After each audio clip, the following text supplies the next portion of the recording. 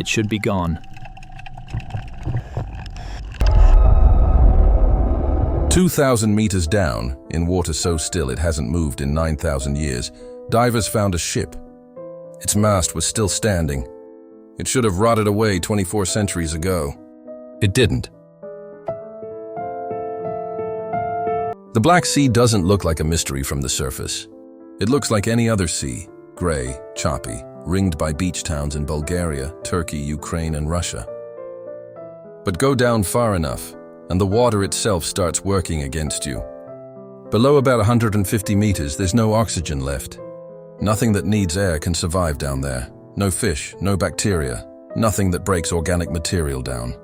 Which means whatever sinks into that layer doesn't decompose. It just stays. That's the reason a research team diving in the Bulgarian sector found something that shouldn't have existed. In 2018, sonar picked up a shape on the seafloor at roughly 2,000 meters. When the remote submersible reached it, the team realized they weren't looking at wreckage. They were looking at a ship. A whole one. Researchers linked the design to trading vessels shown on ancient Greek pottery, estimating the wreck at around 2,400 years old. That would make it the oldest intact shipwreck ever found. Older than the Colosseum. Older than most of the great library of Alexandria's existence. A merchant ship that set sail before Julius Caesar was born, still holding its shape at the bottom of the sea. But this wasn't a one-off find. The same survey mapped more than 60 wrecks scattered across the Black Sea floor. Byzantine trading ships. Ottoman vessels. Roman cargo boats that never made it to port.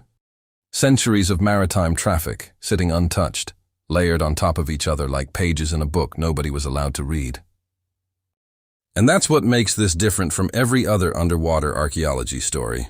Normally, a shipwreck is a skeleton. Timbers scattered, hull collapsed, centuries of sediment and sea life erasing the details. The Black Sea wrecks aren't skeletons. They're time capsules. Rope is still coiled on deck. Tool marks are still visible in the wood. In some cases, researchers could still make out the joinery techniques used to build the hull. Construction methods historians previously only knew from written descriptions and pottery paintings, never from an actual surviving ship.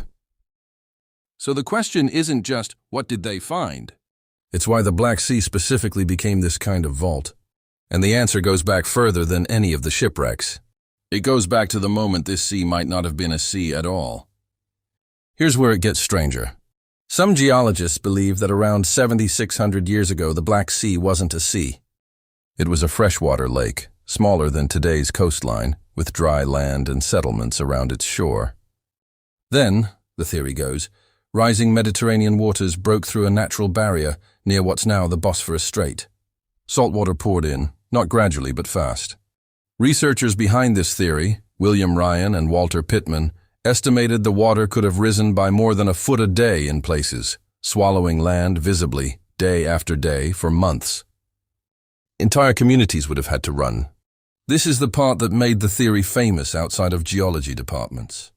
Ryan and Pittman proposed that this event, people watching their homeland vanish under the water in real time, could be the origin of flood stories that later appear across the region's mythology, including the Mesopotamian flood epics that predate and possibly influence the biblical account of Noah. It's a contested idea. Not every geologist agrees on how fast the flooding happened, or whether it was dramatic enough to seed a myth that spread for thousands of years. But the physical evidence for a submerged ancient shoreline is real. Sonar surveys have mapped what looks like old riverbeds and coastal terrain now sitting underwater, far from the current coast. Which means the same water that perfectly preserved a 2,400-year-old ship might be sitting on top of something even older. Submerged settlements. Possibly the physical remains of the communities that fled the rising water in the first place. Nobody has confirmed a Neolithic village down there yet. But the same anoxic conditions that kept a wooden ship intact for over 2,000 years would do the same thing to a submerged settlement, if one exists. That's the loop the Black Sea keeps closing. Every wreck they map raises the odds that something older is underneath it. And with less than 5% of the Black Sea floor properly surveyed so far, most of what's down there hasn't been looked at yet. So back to that ship. The one with its mast still standing, sitting where no wreck should still look like a ship at all. It wasn't an anomaly. It was a preview. Proof of what a sea with no oxygen and no urgency to erase the past is capable of holding on to, and a reminder that the biggest find in the Black Sea probably hasn't been made yet.